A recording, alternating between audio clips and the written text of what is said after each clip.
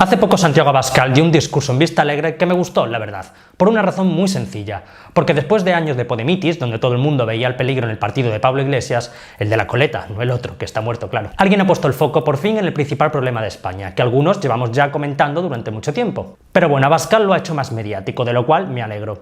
Y ese problema se llama Partido Socialista Obrero Español, que tal y como bien dice el líder de Vox, es un partido efectivamente criminal, que ha conseguido blanquear su putrefacta historia mediante la manipulación y la reinvención de la misma.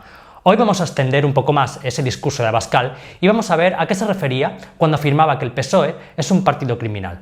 Os aseguro que no le falta razón. ¡Comenzamos!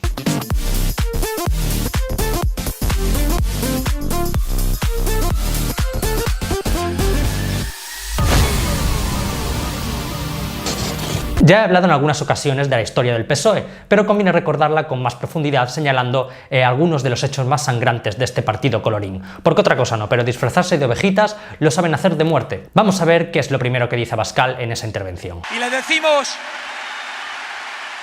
esto al Partido Socialista Obrero Español, el único partido de los que se presenta que tiene las mismas siglas que hace un siglo. Y claro, cuando uno no cambia de siglas, tiene una historia. Y la historia del Partido Socialista es una historia criminal, desde su fundador, Pablo Iglesias, amenazando en el Parlamento de muerte a la oposición. Bien, nos situamos en el año 1909, estamos en plena etapa del turnismo político, de los partidos dinásticos, es decir, el Partido Liberal y el Partido Conservador, que cada cierto tiempo se intercambiaban el poder mediante unas elecciones, digamos, que dudosas. En esta época el presidente del gobierno era Antonio Maura, del Partido Conservador. España estaba sumida en la mierda básicamente y había perdido casi todas sus colonias de la época de mayor esplendor. Vamos, que ya no era el imperio donde nunca se ponía el sol ni nada de eso. El caso es que el protectorado de Marruecos era de las pocas cosas que le quedaban a España, y en la zona del Rif se produjo una sublevación de las tribus contra los trabajadores españoles que estaban trabajando allí en las minas, resultando asesinados 3 de ellos. El presidente Maura decidió enviar a reservistas, es decir, a civiles catalanes, a la zona para reprimir dicha sublevación, y esto provocó disturbios en el puerto de Barcelona cuando los reservistas iban a embarcar para viajar a Marruecos. Disturbios que se extendieron por toda la ciudad, provocando lo que se llamaría la Semana Trágica de Barcelona, y eso que aún no existían los CDR. Anarquistas y socialistas, por supuesto, apoyaron la revuelta que derivó, como siempre, en la quema de iglesias y conventos. Así que Maura decidió enviar al ejército para reprimir con dureza las revueltas y mandó ejecutar al supuesto instigador, el anarquista Francisco Ferrer. Esto conllevó la dimisión de Maura, debido a que dicen que se pasó un pelín repartiendo palos, y al año siguiente se celebraron elecciones que ganó, como no, el Partido Liberal, presidido por Canalejas. Y aquí fue cuando el PSOE entró por primera vez al Congreso de los Diputados, con un único escaño, el de Pablo Iglesias. Pablo Iglesias, solo 3 meses después de estas elecciones, en una de sus primeras intervenciones, se dirigió a Maura para recordarle lo ocurrido en la Semana Trágica de Barcelona y advertir de lo que ocurriría si volvía al poder. Tal ha sido la indignación producida por la política del gobierno presidido por el señor Maura, que los elementos proletarios hemos llegado al extremo de considerar que antes de que su señoría vuelva al poder debemos llegar al atentado personal. Efectivamente, 15 días después, Maura sufrió un atentado que lo dejó gravemente herido e Iglesias se negó a condenarlo. Y no solo eso, sino que el periódico panfletario El Socialista, que viene a ser El Público de entonces, se mofó del acto terrorista. ¿A qué lo ha cambiado tanto el PSOE? Con el golpe de Estado contra la República en el año 34. Bien, ¿a qué se refería Abascal con el golpe de Estado del 34? Quizás a algunos nos suene porque los golpes de Estado de la izquierda se les llama revoluciones. Claro, ellos nunca saltan el poder por la fuerza. Es una toma de poder legítima por parte del pueblo. Pero si os hablo de la Revolución de Asturias, seguro que os comienza a sonar. Pues resulta que tras aquel bienio reformista, tras la proclamación de la República, es decir, los 2 años que gobernó la izquierda, desde el 31 hasta el 33, pues llegaron las elecciones generales donde votaban las mujeres por primera vez. ¿Y qué ocurrió aquí? Pues que la derecha y el centro derecha obtuvieron una mayoría aplastante nunca vista. Ganó la CEDA de Gil Robles y la izquierda y el PSOE se dieron un ostión de película. En aquella época el Partido Socialista era presidido por el psicópata Largo Caballero, que en un mitin electoral de aquella campaña de 1933 pronunció estas palabras: vamos, repito, hacia la revolución social. Mucho dudo que se pueda conseguir el triunfo dentro de la legalidad, y en tal caso, camaradas, habrá que obtenerlo por la violencia. Pues efectivamente, como he dicho, ganó la derecha y Gil Robles, tras haber sido llamado fascista durante toda la campaña, como siempre, hay cosas que nunca cambian, tenía todo el derecho legítimo a acceder al poder, pero renunció en favor de Alejandro Lerroux, integrado en la coalición de derechas que se presentó a las elecciones. Pensaron que así la izquierda se calmaría un poco, pero nada más lejos de la realidad. Cuando complaces a la izquierda, esta se vuelve incluso más violenta. Lerroux quiso meter a 3 ministros de la CEDA en su gobierno, y más que debería haber metido, ya que la CEDA era el grupo mayoritario, pero a la izquierda le parecieron muchísimos. Bueno, ya les pareció demasiado que ganara la derecha, pues tal y como dijo Largo Caballero, irían a la guerra si ganaban los fascistas. Así que Largo Caballero cogió la batuta y decidió cumplir su amenaza y organizar un golpe contra la República en toda España. Bueno, más bien pretendió iniciar una guerra civil armando a los mineros con fusiles explosivos para implantar por la fuerza la República Socialista y su ansiada dictadura del proletariado al estilo soviético. Desgraciadamente para el Lenin español el golpe fracasó en toda España, excepto en Asturias, donde los mineros atacaron cuarteles de la Guardia Civil o puestos de mando del gobierno. Este golpe fue duramente reprimido por el ejército de la República y se saldó con más de 2.000 muertos. 2.000 muertos en la espalda del PSOE. Ahí lo llevas. Y obviamente intentó iniciar una guerra civil en el 34. Pero es que paralelamente a esto, Companys declaró la independencia en Cataluña de forma unilateral, apoyada por supuesto por el PSC. Bueno, aún no estaba Mr. Potato, pero no han cambiado mucho, siguen siendo igual de independentistas que entonces, como todos sabéis. Pero de nuevo fue duramente reprimido por la República y se encarceló al líder de Esquerra Republicana y presidente de la Generalidad, Companys.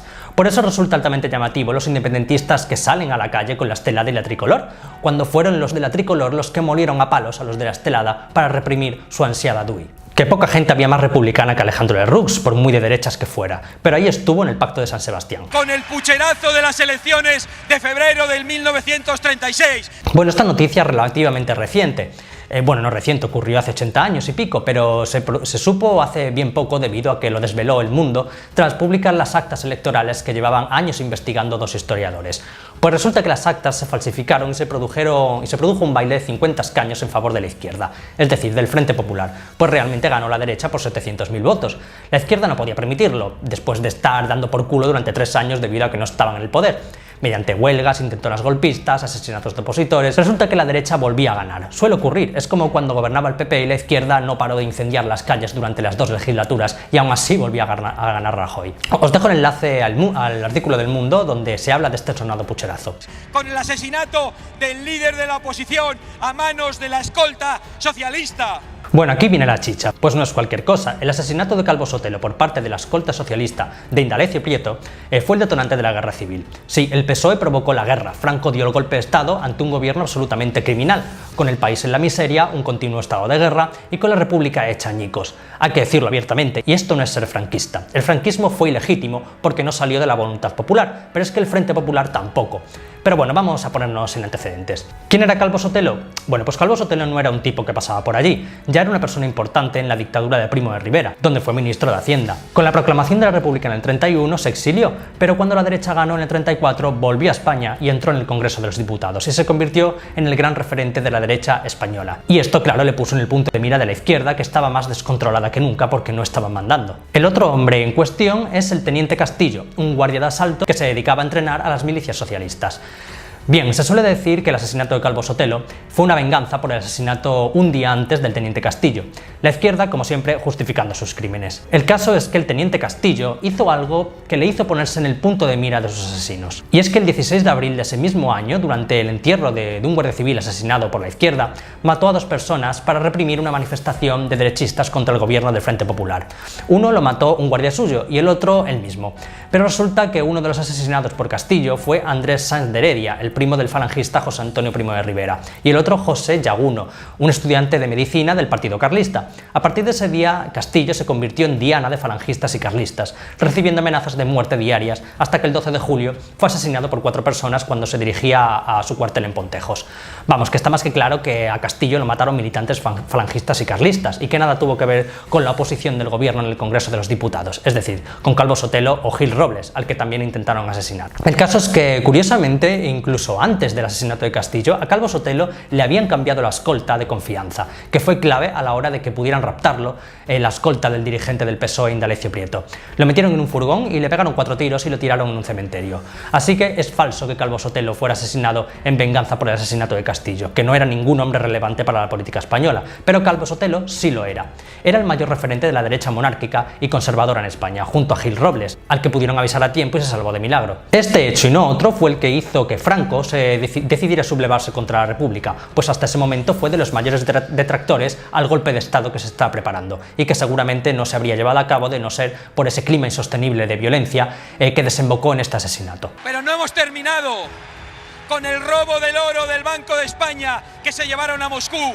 El famoso oro del Banco de España. Ya sabíamos que los socialistas eran unos chorizos, pero este episodio fue la antesala de lo que 80 años después sería la tercera temporada de La Casa de Papel. Sí, señores, los socialistas entraron en el Banco de España, abrieron la cámara acorazada y arramplaron con todo lo que había dentro. ¿Por qué? Bueno, pues la guerra civil ya había empezado y tan solo 2 meses después los socialistas ya comenzaron a preparar su exilio de oro. Y qué mejor forma de hacerlo que atracando el Banco de España, que en aquella época era un ente privado. El ministro de Hacienda del Frente Popular, el socialista Juan Negrín, emitió un decretazo por su cuenta que indicaba coger todo el oro del Banco de España y trasladarlo a un lugar seguro ante el incipiente clima bélico que se vivía en España. Así que envió a unos cuantos carabineros y milicianos de la UGT y CNT al Banco de España y obligaron al cajero a firmar la autorización para abrir la cámara acorazada, a lo cual se negó y acto seguido pues le suicidaron. Así que directamente cogieron los sopletes y las máquinas y lo abrieron a la fuerza, sacando las 700 toneladas de oro de su interior y llevándolas al puerto de Cartagena, donde estaban esperando unos cuantos barcos soviéticos para llevarle el oro al Tito Stalin. Esto fue a grandes rasgos el mayor robo de la historia de España, perpetrado por el PSOE. Como dice Abascal, si te presentas con las mismas siglas que hace un siglo, tienes una historia, y la del PSOE incluye el mayor saqueo de nuestra historia. Y podemos seguir con la petición de amnistía para los terroristas en los primeros años de democracia, en los que el PSOE decía amnistía y autodeterminación. Bien, ¿a qué Abascal se refiere a cuando se elaboró la ley de amnistía en el 77 y el PSOE y grupos de izquierda quisieron que se extendiera a los terroristas de ETA? Pero lo más flagrante es lo de la autodeterminación. Sí, el PSOE hasta 1977 mantuvo la postura de la autodeterminación de las nacionalidades de España. Os lo explico. Nos situamos en 1974, un año antes de la muerte del dictador. Los Alcántara aún no se habían mudado de barrio y el PSOE seguía en sus famosos 40 años de vacaciones esperando a que Franco la endiñara. Y resulta que les dio por celebrar uno de sus congresos, en esta ocasión en Suresnes, en Francia. Pues seguían en el exilio, huidos como ratas. Cada cierto tiempo se reunían para relanzar algún programa para establecer sus principios como partido, y esta fue una de esas reuniones. En este congreso se eligió Felipe González como secretario general del PSOE y consensuaron varios puntos a seguir, entre ellos este. La definitiva solución del problema de las nacionalidades que integran el Estado español parte indefectiblemente del pleno reconocimiento del derecho de autodeterminación de las mismas, que comporta la facultad de que cada nacionalidad pueda determinar libremente las relaciones que va a mantener con el resto de los pueblos que integran el Estado español. El PSOE internacionalista defendiendo la diferenciación de nacionalidades y dándoles privilegios. Coherencia en el PSOE, ni se la busca ni se la espera. Pasaron de pedir la amnistía a los terroristas a practicar el terrorismo de Estado que deslegitimó la lucha antiterrorista a nuestros guardias y a nuestros policías. Y aquí obviamente se refiere a los grupos GAL, los grupos antiterroristas de liberación, acá grupos paramilitares chapuceros financiados por el gobierno que se dedicaban a asesinar gente, básicamente.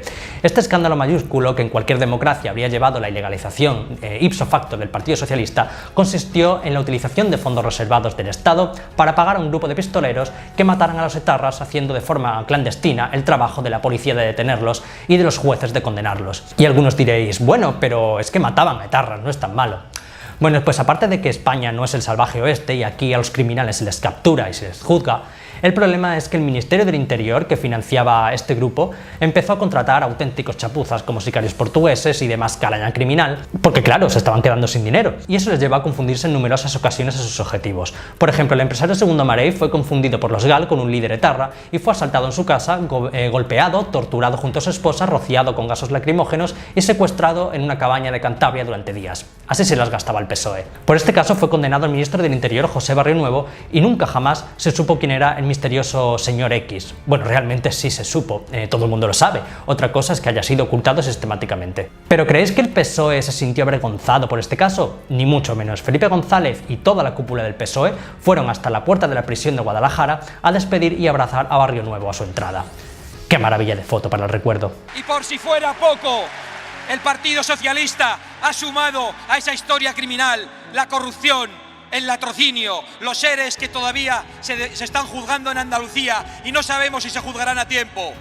La legalización de las marcas políticas de ETA con las presiones al Tribunal Constitucional. Bueno, sobre los seres no voy a hablar mucho porque tengo un vídeo enterito de casi 20 minutos explicando con todo detalle la corrupción de Andalucía, el cual os voy a dejar en la descripción. Pero sobre la legalización de Bildu sí hay mucho que decir. Corría el año 2011 y el Tribunal Supremo anuló las listas del partido proetarra por entender que era una extensión de Ribatasuna y eran los testaferros de ETA. ¿Quién lo iba a imaginar teniendo el mismo líder? El caso es que los terroristas que están en contra del Estado español, de sus estructuras y de sus tribunales, acudieron al Tribunal Constitucional y sorprendentemente les dieron la razón, por 6 votos a 5. ¿Y qué 6 votaron a favor de permitir participar a Bildu en las elecciones? Pues los 6 magistrados nombrados por el PSOE. ¿Y qué pasó ese mismo año en que Bildu fue legalizada? Pues sorpresa, qué casualidad, que ETA anunció el fin de las acciones terroristas. Nadie lo habría pensado. Les abristeis las puertas a las instituciones y dejaron las armas, justo lo que querían. Vaya, ¿de qué derrota estamos hablando? Si ETA triunfó, le ganó el Estado perdió y se humilló como una rata ante estos asesinos. Pero es que al año siguiente pasó lo mismo con otra marca de los terroristas, Sortu. También fue legalizada por el Constitucional con la misma proporción de votos. De nuevo votaron a favor los magistrados designados por el PSOE. El pacto con los golpistas que dieron el golpe en Cataluña para hacer una moción de censura al gobierno de España. Esa es la historia del Partido Socialista que nosotros vamos a recordar. Bueno, y la moción de censura con toda la morralla del Congreso que ya todos conocemos. Y yo añadiría muchísimas cosas más, pero os lo voy a dejar en unos cuantos vídeos que he hecho sobre mi querido PSOE. Pero esto es muy a grandes rasgos la historia que el PSOE te quiere ocultar, un partido criminal con la historia más putrefacta que jamás haya tenido una formación política en España actualmente. Un partido que no merece el más mínimo respeto por parte de un demócrata, ya que han odiado siempre la democracia y las libertades. No me cansaré de decirlo, el día que el Partido Socialista desaparezca del mapa, este país será primera potencia mundial. Pues hasta aquí mi vídeo de hoy. Como siempre, si os ha gustado podéis suscribiros y si no, pues ya sabéis, podéis dejar vuestro insulto aquí abajo.